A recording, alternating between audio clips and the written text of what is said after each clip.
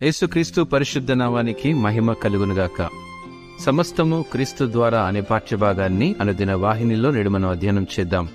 పౌలు తన పరిచర్యలో అనేక పరీక్షలు మరియు హింసలను ఎదుర్కొన్నాడు.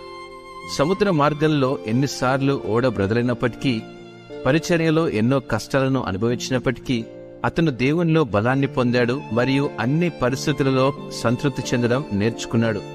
అతను కేవలం దేవునిపై తనకున్న విశ్వాసంపై ఆధారపడినందున అతని కలిగిన క్లిష్ట పరిస్థితులు తనను ప్రభావితం చేయలేకపోయాయి. క్రీస్తును విశ్వసించే వారిగా మన పరీక్షల సమయంలో మనం కూడా దేవునిలో నిశ్చయతను పొందాలి.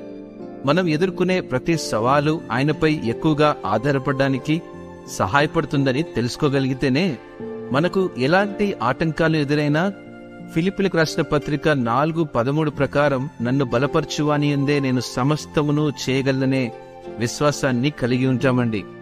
ఈరోజు ప్రతి పరీక్షను సహించుటకు మరియు ఆయన చేత బలపరచబడుటకు ప్రభు యొక్క పట్టుదల కొరకు ప్రార్థిద్దాం. ఆయనపై మన విశ్వాసాన్ని ప్రకటిద్దాం. దేవుడు మిమ్మును ఆశీర్వదించునుగాక. ఆమేన్.